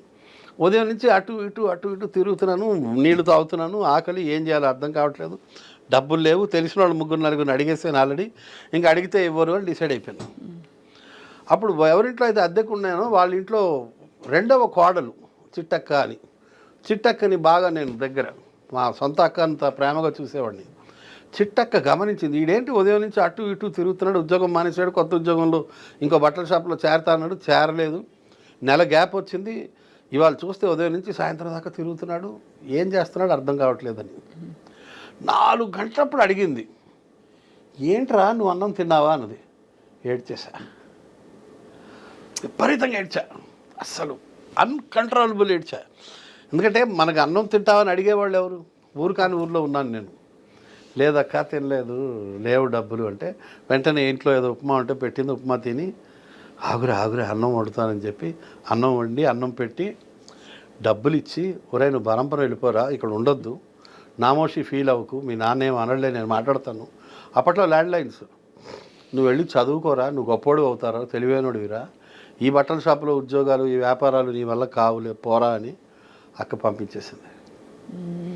అప్పటి నుంచి అక్క దగ్గర రెగ్యులర్గా వెళ్తూ ఉంటా. అట్లా మధ్యలో కొన్నాళ్ళు అక్క కనిపించలేదు, ఆవిడ కోసం చాలా కష్టపడి వెతికామండి. వాళ్ళ ఇల్లు మారిపోయారు, అడ్రస్ లేకుండా పోయింది. చాలా కష్టపడితే దొరికింది ఒకరోజు అక్క. ఈ మధ్య బెడ్ రిటర్న్ అయిపోయింది. షీఈ్ నియర్లీ 80 ఇప్పుడు. 80 పెద్ద వయసు కాదు సార్ మరి. అవును, పాపం సిక్ అయిపోయి బెడ్ రిటర్న్ అయింది. రాఖీ వస్తే ఆవిడే గుర్తుంటుంది నాకు, అన్నం పెట్టిన అక్క, అమ్మ. అట్లా ఆ రోజు నిజంగా ఉదయం నుంచి సాయంత్రం దాకా డబ్బులు లేక ఫుడ్ లేదు, చాలా పెయిన్ఫుల్గా ఉంటుంది. ఇప్పుడు ధనవంతుడు ఒకరోజు నేను అన్నం తిన్ను, ఫాస్టింగ్లో ఉంటాను అంటే కాదు. మన దగ్గర తినడానికి డబ్బులు లేని పరిస్థితి ఉంటే థ్యాంక్స్ ఆఫ్ హంగర్ అంటారు, అది చాలా బాధగా ఉంటుంది. అన్నీ అనుభవించాలి లైఫ్లో. చెప్తారు కదా, 7 సముద్రాలు కాళ్ళు తడవకుండా దాటగలం, కానీ కన్నీరు లేకుండా మానవ జన్మ పరిపూర్తి కాదు అని. అవును అవును, అన్నీ చూడాలి. ఎప్పుడు ఒకటి అనుకుంటా, మనకు ఉన్న దాంట్లో పక్కవాడికి ఇస్తేనే, ఎంతో కొంత పక్కవాడికి ఇస్తేనే జీవితం బాగుంటుంది, ఫలప్రదంగా ఉంటుంది. నాకు విజయవాడలో ఉంటారు ఒక ఫ్రెండు, ఆయన్ని చూసి నేను చాలాసార్లు అనుకుంటా, గొప్ప వ్యక్తులు ఉంటారు మన చుట్టుపక్కల అని. పుట్టగుంట సతీష్ గారని, ఆయన లయన్స్ క్లబ్ గవర్నర్గా కూడా చేశారు అక్కడ. ఆయన నేను చూశాను, ఆయన తన ఆదాయంలో చాలా డబ్బులు ప్రజలకు ఇస్తాడమ్మా. మా ఫ్రెండ్ వాళ్ళ అమ్మాయికి హార్ట్ అటాక్ వస్తే గంటల్లో ₹1,00,000 సర్దిచ్చాడు.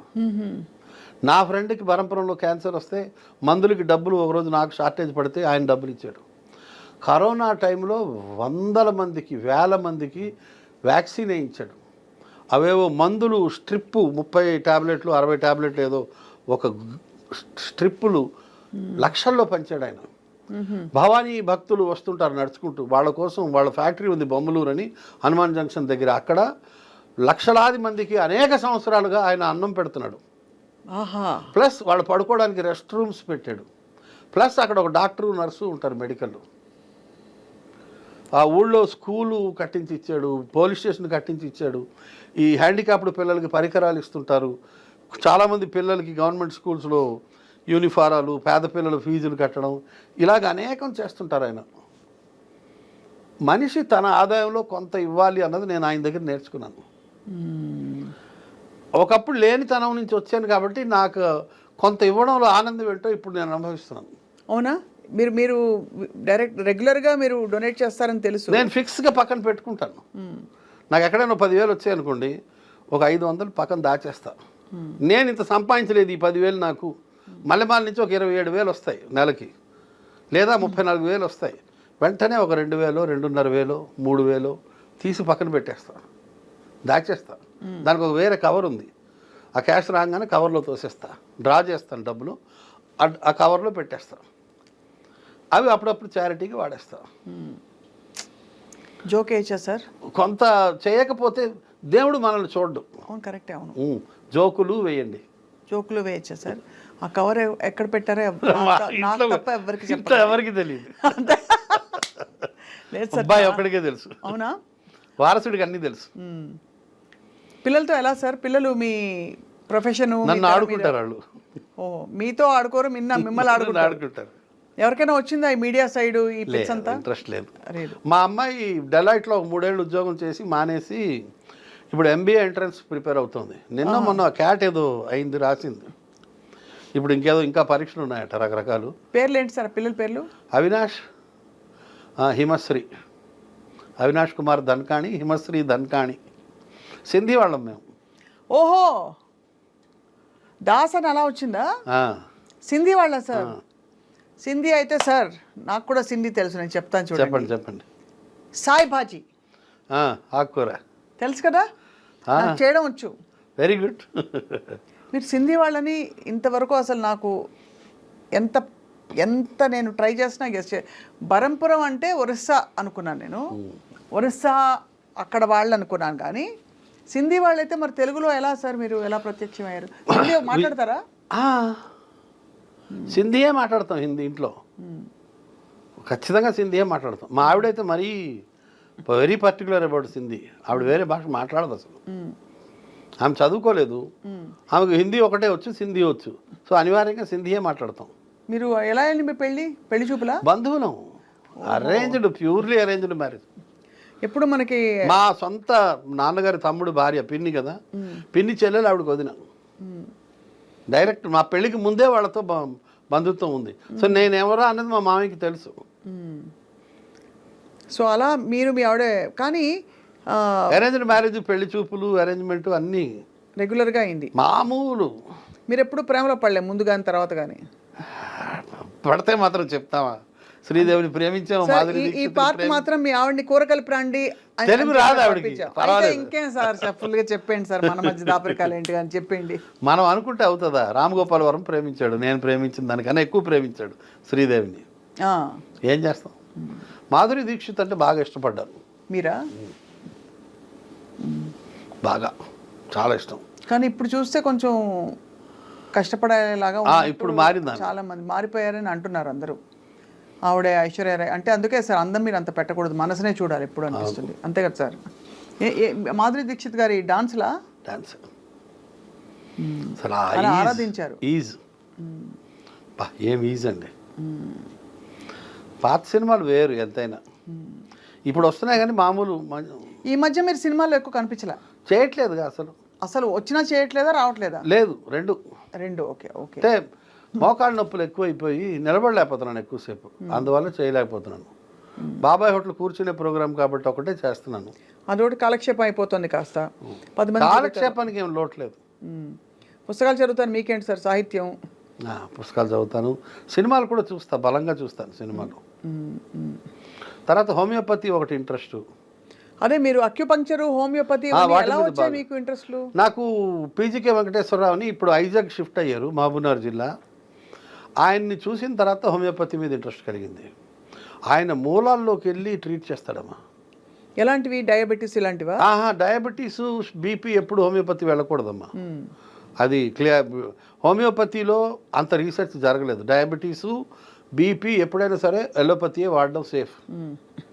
ఎందుకంటే అవి పారామీటర్స్ మారుతుంటాయి, వాటిని మానిటర్ చేయాలి జాగ్రత్తగా. అవును, నేను చూశాను కొన్ని కేసులు చూశాను. పీజీకే వెంకటేశ్వరరావు గారు ట్రీట్ చేయడం. ఆయన క్లాస్మేట్ ఒక కేసు చూశాను, పిల్లాడికి విరోచనాలు అవుతుంటే ఆయన కూడా డాక్టరే, పేషెంట్ ఫాదర్, కానీ ఆయన ఇస్తే తగ్గలేదు, ఈయన మందు ఇస్తే తగ్గిపోయింది. ఏంటంటే అన్ట్రీటెడ్ ఫ్రాక్చర్ ఉంది. అన్ట్రీటెడ్ ఫ్రాక్చర్కి ఈయన మందు ఇచ్చాడు, పీజీకి విరోచనాలు తగ్గాయి. ఓహో. తర్వాత ఎగ్జిమా వస్తే ఇంకో కేసులో ఎగ్జిమా వస్తే ఒక మనిషికి తగ్గకపోతే అతను డాక్టర్ అయ్యి ఉండి ఎగ్జిమా మందులన్నీ వాడాడు, తగ్గలేదు. కానీ ఈయన చూసి మందులు ఇచ్చాడు, తగ్గిపోయింది. ఆయన ఏదో మెలాంకలీలో ఉన్నాడు, అతని తల్లిపోయి చాలా బాధలో ఉన్నాడు పేషెంట్, దానికి ఆ మందు ఇచ్చాడు. యాసిడ్ ఫాస్ అని ఒక మందు ఉంది హోమియోపతిలో. అవును, తెలుసుగా. Melancholy after the death of an intimate person లక్షణం. వెంటనే క్షణాల్లో, గంటల్లో తగ్గిపోయింది ఆయనకి. ఎగ్జిమా డ్రై అయిపోయింది. ఆయన ఎక్కడ ఉంటారు సార్ ఇప్పుడు? ఐజా అనే విలేజ్లో ఉంటున్నారు, మహబూబ్నగర్ జిల్లా. ఈ 70+ జీనియస్ ఆయన. అసలు ఇలాంటివి ఎన్నో కేసులు ఆయన చేస్తుంటారు, సాల్వ్ చేశారు. బ్యూటిఫుల్. కాంప్లికేటెడ్ డిప్రెషన్కి మంచి మందులు ఇస్తాడు ఆయన. మనుషులు డిప్రెషన్లో మానసిక. ఎల్లోపతిలో మళ్ళీ రీసెర్చ్ అంత లేదు, హోమియోపతిలో రీసెర్చ్ ఉంది డిప్రెషన్కి. ఆక్యుపంచర్లో కూడా మంచి మందులు ఉన్నాయమ్మా. నేను చూస్తున్నాను ఈ మధ్య ఆక్యుపంచరు. నాకు ఒక ఫ్రెండ్ ఉన్నారు డాక్టర్ సుధాకర్ అని. వాళ్ళకి ఇన్స్టిట్యూట్ కూడా ఉంది, cosmic institute of acupuncture and naturopathy. ఆయన్ని కూడా చూశాను. చాలా కాలంగా ఉన్న మజిల్ పెయిన్స్, కాళ్ళ పెయిన్స్ కొంతమందికి భలే తగ్గించాడు ఆయన. హోమియోపతి ఎలోపతి వాళ్ళు రిజెక్ట్ చేసేసి ఇంకా మీరు వెళ్ళిపోండి, ఎన్ని సర్జరీలు చేసినా బాగుపడదు అన్న కేసుని ఒకటి చూశాను. ఆయన నడిపించాడు. ఒక 10-12 ఏళ్ల పిల్లకి మొత్తం జుట్టు తెల్లబడిపోతే బ్లాక్ చేశాడు ఆయన. అయ్య బాబాయ్, సూదులు గుచ్చి సూది సరిపోయాను నేను. అవును, no medicine, no chemical, nothing. Just mind మీద ఒక 4-5 సూదులు గుచ్చడం, మళ్ళీ వారం రా అనడం. వైట్ గ్రే అయిపోయిన హెయిర్ బ్లాక్ చేశాడు ఆయన. సుధాకర్ ఆయన గాంధీనగర్లో ఉంటాడు ఆయన. న్యాచురోపతి కూడా అద్భుతమైన, అదే ఆక్యుపంచర్ కూడా అద్భుతమైన. ఆయన భలే చెప్తాడు ఆయన. అసలు సీజనల్ ఫ్రూట్స్ తినాలి అంటాడు షుగర్ పేషెంట్లు కూడా. అది న్యాచురోపతి వాళ్ళు. మన ఎలోపతి డాక్టర్లు ఏమో షుగర్ ఉన్నవాళ్ళు అసలు అరటిపండు తినకూడదు, ఒక పావు అరటిపండు తినాలి, అరటిపండు తినాలి అని నోరు కట్టేస్తారు. ఆయన లేదు, తింటే మంచిది, మామిడిపండు సీజన్లో మామిడిపండు తినండి మంచిది అంటాడు ఆయన. బాగుంది సార్. అయితే వీళ్ళిద్దరు మీ ఫ్రెండ్సా? బాగా. వీళ్ళందరినీ దగ్గరగా చూశాను నేను, కేసులు డీల్ చేయడం. అసలు అబ్బో, ఈ సోరియాసిస్ తగ్గదు. అవును. ఒక రిటైర్డ్ ఇంజనీర్కి డాక్టర్ పీజీకే వెంకటేశ్వర తగ్గించాడు. తగ్గిస్తే ఆయన బాగా డబ్బు గలవాడు, రిటైర్డ్ ఇంజనీర్. ఒక స్థలం రాసి ఇచ్చాడు పీజీకేకి. ఓహో, జాక్పాట్ కొట్టేసావు పీజీకే అన్నాను నేను. అంతే కదా. పేటే గౌడే కాకే వెంకటేశ్వరరావు. జాక్పాట్ అంటే స్థలం కొట్టడం ఏంటండి బాబు, స్థలం రావడం ఏంటి అని ఆయన అంటే ఆయన డిసైడ్ అయిపోయాడు. ఆయన పిల్లలందరికీ సెటిల్ చేసినట్టున్నాడు డబ్బులన్నీ. సోరియాసిస్ తగ్గదు అని ఆయన ఫిక్స్ అయిపోయాడు. ఈయన తగ్గించాడు. తప్పకుండా మీ ద్వారా ఈ ఇద్దరు వ్యక్తుల్ని మేమందరం కలవాలి సార్. కలుద్దాం, ఎంత మాట. కానీ మాకు స్థలాలు లేవని ముందే చెప్పేస్తాం. ఆయన ఫీజు గురించి పెద్ద పట్టించుకోవడం. అవునులేండి, అలాంటి వాళ్ళే ఇలా ఇంత డెడికేటెడ్గా ఉంటారు. ఆయన ఇచ్చింది పుచ్చుకుంటాడు, ఏం మాట్లాడు. చాలా ఎక్సలెంట్. అసలు మా సుధాకర్ అయితే డబ్బులు కూడా అడగడు. అవునా? ఇచ్చేవాళ్ళు ఇస్తారు అంటాడు ఆయన, అంతే. ఇవ్వగలిగే వాళ్ళు ఇస్తారు. దాస్ గారు ఆయన ఎప్పుడు వస్తారు సార్? సుధాకర్ గారు మళ్ళీ ఆయన ఇక్కడే ఉంటారు గాంధీనగర్లో. ఓకే, కావాలంటే ఒక రోజు పిలిపిద్దాం, ఇంటర్వ్యూ చేద్దాం. తప్పకుండా ఇంటర్వ్యూ చేద్దాం. ఆయన ఇంకా తెలుసుకోవాలి అక్యుపంక్చర్ గురించి. నాకు అది ఆశ్చర్యంగా ఉంటుంది. అసలు 2 సూదులు గుచ్చితే మన రాజారామన్ రావు ఈ కథా రచయిత, ఆయనకు కూడా కాళ్ళు బాగా నొప్పులుంటే అనేక సంవత్సరాలుగా జస్ట్ కొన్ని సూదులతో తగ్గించాడు ఆయన గుచ్చి. సార్ మీరు పాటలు కూడా మీకు ఇష్టం కాబట్టి మీరు పాడితే వింటాను. మీకు కాదు ఇప్పుడు భావయామి విన్నాను. అక్యుపంక్చర్ మీద పాట పాడండి. ఉన్నాయి, నాకు రావు పాడడం. చెప్పండి సార్. నిజంగా గుర్తులేవు పాటలు. గుండు సూది అమ్మో, అంటే మిమ్మల్ని చూస్తే మా అందరికి చమత్కారం వెటకారం అలా ప్రవహిస్తున్నాయి. ఉబికి వస్తుంది. కానీ చాలా రేర్ కాంబినేషన్ కిషోర్ దాస్ గారు. మీరు సమాజం మారిందండి. చెప్పాలంటే నేను గమనిస్తున్నాను మా చిన్నప్పుడు పరిస్థితులకి ఇప్పుడు పరిస్థితులకి. ఇప్పుడు నాకు ఒక 10 మంది బామ్మరుదులు, ఎవరిళ్లలో వాళ్ళే ఉంటున్నారు. ఒక అన్నదమ్ముడి ఇంటికి ఇంకో అన్నదమ్ముల పిల్లలు వెళ్ళట్లా. ఎందుకు అంటే వెళ్ళి నెలల తరబడి సంవత్సరాల తరబడి ఉండడం అన్నది లేదు. నేను మా చిన్నప్పుడు మా నాన్నగారు మా అమ్మ మేము అన్నదమ్ములం ఒక దగ్గర ఉండేవాళ్ళం. మా చిన్నాన్నలు ఇంకో దగ్గర ఇంకో 5 కిలోమీటర్ల దూరంలో ఉండేవారు. మా స్కూల్కి మా చిన్నాన్నీళ్ళ దగ్గర. నేను మా చిన్నాన్న ఇంట్లోనే ఉన్నాను for years, not for days, months, for years. 5 ఏళ్ళలో 7 ఏళ్ళలో వాళ్ళ ఇంట్లో ఉన్నాను నేను. మా చిన్న విపరీతంగా కొట్టేవాడు, నన్ను చదివించేవాడు. నేను బాగా చదవాలన్నది ఆయనకి లక్ష్యం. మా చిన్నానికి అప్పుడు కొత్తగా పెళ్ళయింది. మా పిన్ని నా బట్టలు ఉతికేది. నాకు అప్పుడు 9-10 ఏళ్ళు. మా పిన్ని అప్పట్లో 18 ఏళ్ళు, అంత కొత్తగా పెళ్ళి వచ్చింది. ఏనాడు ఎవడేడు ఏంటి మీ అన్నయ్య కొడుకు నేనెందుకు మోయాలి అని ఏనాడు మా చిన్నాన్ని విసుక్కోలేదు. జేఠానంద్ ధన్కాని, భగవాన్ దాస్ ధన్కాని, 2 అన్నదమ్ములు. జేఠా చిన్నాన్న నన్ను కొట్టి కొట్టి చదివిస్తే మా పిన్ని అడ్డం పడేది. ఏంటి చంపేస్తావేంటి పిల్లోడిని అనేది. నేను వాళ్ళకి పిల్లలు పుట్టక ముందు నేను కొడుకుని. ఇప్పుడు మా అమ్మ నాన్న లేరు, నాకు వాళ్ళే అమ్మ నాన్న. Joint family. ఈరోజు అట్లా లేదు. 10 మంది బామ్మర్దులు, వాళ్ళ పిల్లలు ఒకరింటికి ఒకళ్ళు వెళ్ళట్లేదు. సంవత్సరాల తరబడి ఉండడం ఏంటి, అసలు వారం కూడా ఎవరింట్లో ఎవరు ఉండట్లేదు. మేము ఉన్నాం. నాకు తెలియదు అసలు మా అమ్మ నాన్న ఇంట్లో ఉన్నాం, నేను మా చిన్నాన్న ఇంట్లో అంతకాలం ఉండకూడదన్న విషయం నాకు తెలీదు. వాళ్ళు కూడా ఏనాడు ఏ ఒక్కరోజు అబ్జెక్ట్ చేయలే. ఏంటి ఇన్ని రోజులు ఉంటాడని, వీడేంటి ఇక్కడ ఉంటున్నాడని మా పిన్ని ఒక్కరోజు ఎప్పుడు ఎవరైనా వస్తే ఎప్పుడు వెళ్తారు మళ్ళీ అని అడుగుతారు కదా. అవును, ఎన్ని రోజులు అమ్మ ప్రయాణం అని, అంతేనా? మా పిన్ని ఒక్కరోజు మా చిన్నాన్న వదిలేండి, సేమ్ బ్లడ్ పోని, పిన్ని ఒక్కరోజైనా అడిగిందా? లేదే. నువ్వు ఎన్నాడు ఇక్కడే ఉండిపోయావు రా, 5 ఏళ్ళు అయిపోయింది పోరా అని ఒక్కరోజే అనాలి కదా. అనలే, ఈనాటికి అనదు.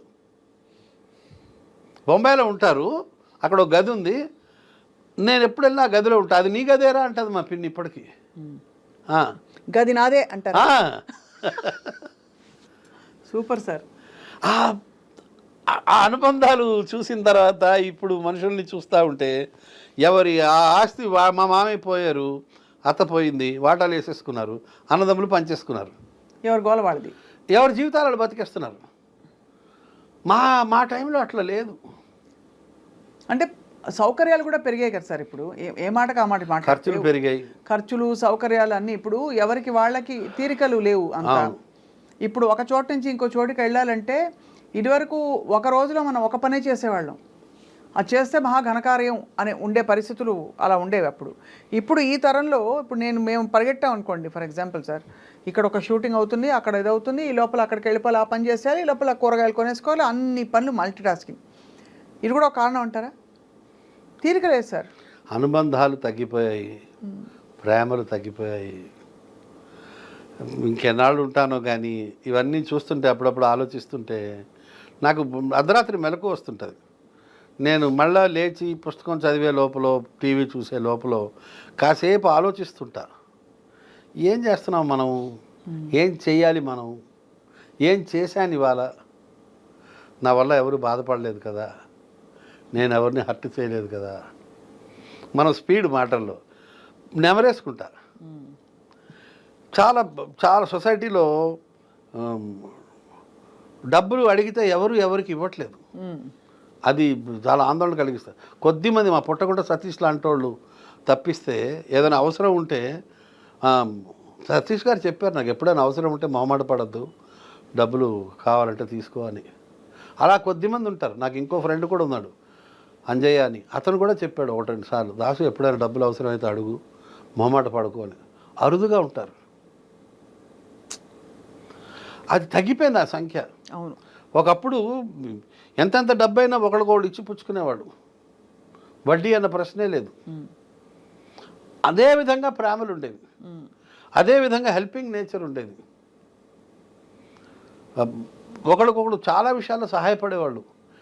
మా వీధిలో పెళ్లి జరిగితే, బరంపురంలో ఫస్ట్ మిలిటరీలో నేను ఉండేవాడిని, మా వీధిలో ఒక పెళ్లి జరిగితే మేము యూత్ అంతా ఎవరింట్లో పెళ్లి జరిగినా ఫిక్స్డ్, ఎవరు వడ్డిస్తారు, ఎవరు వంట దగ్గర నిలబడతారు, ఎవరు మార్కెటింగ్ చేస్తారు, ఎవరు ఫలానా కూరగాయలు కొనుక్కొస్తారు, ఎవరు బియ్యం కొనుక్కొస్తాడు, ఎవరు వంటగదిలో ఏ హెల్ప్ చేస్తాడు, మేమంతా కూర్చుని మాట్లాడుకుని డిసైడ్ చేసుకుని ఉండేవాళ్ళం. అస్సలు క్యాటరింగ్ అన్నది మాకు తెలియదు మా వీధిలో. మేము కుర్రాళ్ళమే అప్పట్లో. నాకు 16 ఏళ్ళు ఆ టైంలో సంగతి. వంట బాగా వచ్చు అయితే మీకు? నేను వంటలో కూర్చోను, నేను వడ్డింపు సెక్షన్. నేను చాలా తెలివిగా వడ్డిస్తా,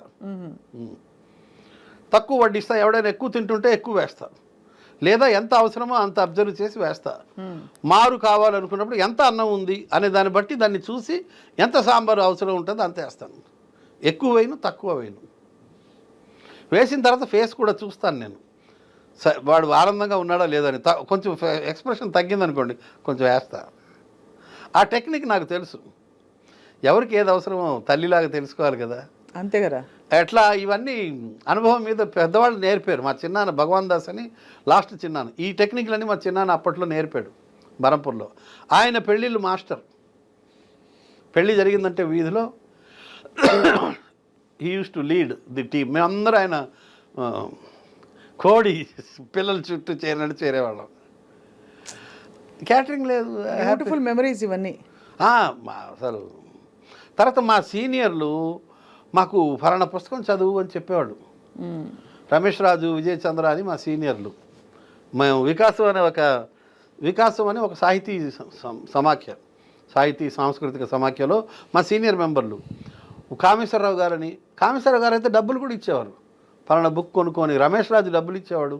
విజయచంద్ర చెప్పేవాడు, ఫలానా పోయిటరీ చదువు, నీకు పదాలు తెలుస్తాయి, పదాల డెప్త్ తెలుస్తుంది, మంచి పదాలు నేర్చుకుంటావని. వీళ్ళందరూ చెప్పడం వల్ల కామేశ్వరరావు కానీ, రమేష్ రాజు కానీ, విజయచంద్ర కానీ వీళ్ళందరూ ఉండేవారు. వీళ్ళు గైడ్ చేసేవారు. స్వామి గారు అని ఉండేవాడు, బిఎల్ఎన్ స్వామి.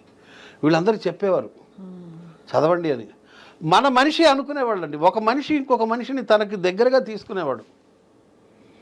ఇప్పుడు అది తగ్గలా? కరెక్టే, తగ్గింది, బాగా తగ్గింది. అనుబంధాలు తగ్గిపోయాయి, నమ్మకాలు తగ్గాయి. మారుతుంది సొసైటీ. మేము అలాగే ఉండిపోయాం. మా అబ్బాయి అంటాడు, నువ్వు ఒక యాంటిక్ పీస్ అంటాడు, నీకు చాలా విషయాలు లోకం మీద తెలియవు అంటుంటాడు. తెలియవేమో. ఇప్పుడు మరి ఇలా బ్రతుకంతా ప్రతి నిమిషం మీ మాటలతో ఇలా సాగుతోంది. ఏంటి మీకు ఏమన్నా ఇంకా ఫలాని ట్రావెల్ చేయాలని కొంతమందికి ఉంటుంది. నేను ఫ్రీక్వెంట్ ట్రావెలర్ని. ఎచ్చటికి ఎచ్చటికి కాదు, అన్ని దేశము విదేశము అన్నీ వెళ్ళొస్తుంటారు. ఇండియాలో కర్ణాటక ఒక్కటే చూడలేదు.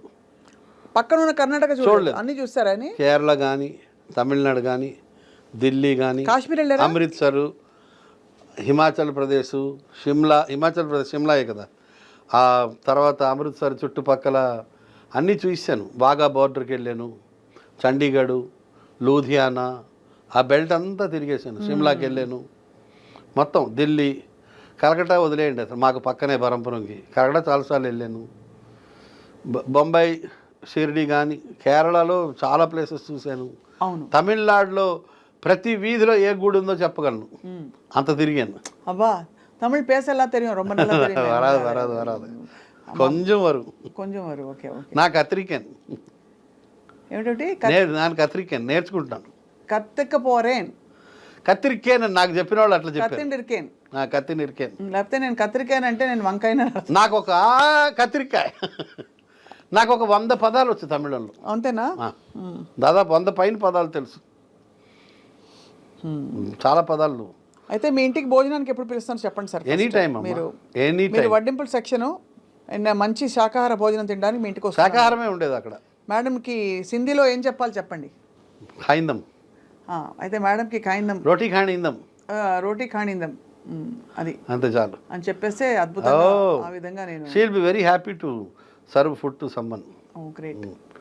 She is happy. ఎప్పుడు ఎవరైనా ఇంటికి వస్తే కూడా ఏదో ఒకటి పెడతాది. మా అమ్మ ఆ విషయంలో క్వాలిటీ. మా ఇంట్లో ఎప్పుడూ ఒక రాత్రిపూట అన్నం మిగిలేదు. పొద్దున పూట తాలింపేసి ఎవరెవరు తినడం. ఇప్పుడు లేదు. మా అమ్మ ఉండగా. అప్పుడు పూర్వం అలా ఉండేవి కదా సార్ పరిస్థితులు. అంటే వంటలు కూడా అలా ఎక్స్పెక్ట్ చేసేవారు, ఎవరో వస్తారని. ఎవరో ఒకరు రాకపోకలు కూడా తగ్గిపోయాయి. మీరు అన్నట్టు ఇందాక ఏదో క్యాజువల్గా మనం మాట్లాడడం, కానీ వాస్తవమే. ఇదివరకు టైంకి, భోజనం టైంకి ఎవరో వచ్చేయడం, ఆగండి ఆగండి అన్నయ్య గారు బియ్యం పడేస్తున్నానని. కానీ శ్రీ మహావిష్ణువు వచ్చాడు అంటారు. నాకు క్లోజ్ ఫ్రెండ్ ఉన్నాడు, సుందరరామ శాస్త్రి అని. వాళ్ళ మమ్మీ నన్ను పెద్ద కొడుకు అంటది. ఆవిడ నేను భోజనం టైంకి వెళ్తే మహావిష్ణువు వచ్చాడురా అంటది అబ్బాయితో, మా తమ్ముడితో. అది ఆడు అసలు ఆవిడ ఆ మాటకి ఎంత ఆనందం. ఆవిడ ఎన్ని 100 సార్లు తిన్నాను నేను వాళ్ళ ఇంట్లో భోజనం, అమ్మ బతికుండగా. ఎప్పుడు భోజనానికి టైంకి కానీ వెళ్ళాను అనుకోండి, ఖచ్చితంగా భోజనం చేయాల్సిందే. అండ్ ఉంటుంది అక్కడ భోజనం. అది ఆశ్చర్యం, ఎప్పుడు ఉంటుంది వాళ్ళ ఇంట్లో భోజనం. నాకు భోజనం పెడతారు. అండ్ ఒక్కరోజు కూడా ఆవిడ ఈడెందుకు వచ్చాడు అన్న ఫీలింగ్ లేదు. చాలా ఆనందంగా పెడతారు ఆవిళ్ళు. సుందరరామ శాస్త్రి అని ఎంత ఆనందంగా పెడుతుందంటే అమ్మ భోజనం. బా, సేమ్ క్వాలిటీ వాళ్ళ ఆవిడకి కూడా వచ్చింది. వాళ్ళ అక్క కూతురే, ఆ బ్లడ్డే కదా ఆ క్వాలిటీ. అన్నం పెట్టడంలో ఆనందం పొందుతారు. ఆ జనరేషన్ వాళ్ళు ఉన్నారు ఇప్పటికీ. ఉన్నారు సార్, ఇప్పటికే ఉన్నారు. అండ్ ఇప్పుడు యూత్లో కొంచెం ఆ క్వాలిటీస్ మనం ఇన్కల్కేట్ చేయాలి. సాంఘిక జీవనం గురించి మనం కొంచెం పిల్లలకి నేర్పిస్తూ ఉంటే మంచిది. అవును సార్, అది నేర్పాలి. అతి త్వరలో మీరు కొత్త ప్రోగ్రామ్ ఇలా రావాలి. Thank you. కిషోర్ కిషోర్ అని. అవును, అంతేనా? ఏదైనా ఒక టాపిక్ తీసుకుని ఇలాంటితోటి మీరు ఇంకా కనిపించాలి, వినిపించాలి, నవ్వించాలి, కవ్వించాలి అని కోరుకుంటున్నాం సార్ కిషోర్ దాస్ గారు. మీ లైఫ్లో ఇన్ని జరిగి మీరు ఇలా ఉన్నారు ఇంత హ్యాపీగా అంటే అది మీ పరిణతికి భగవంతుడి అపారమైన కృపకి ఒక తార్కాణం అని చెప్తూ మీ సమయం కేటాయించి మాకు బోల్డ్ విషయాలు చెప్పినందుకు ధన్యవాదాలు. థ్యాంక్ యూ అమ్మా. ఇక అతి త్వరలో హోమియోపతాయ నమః, అక్యుపంక్చరాయ నమః అంతే. థ్యాంక్ యూ అమ్మా. Thank you sir.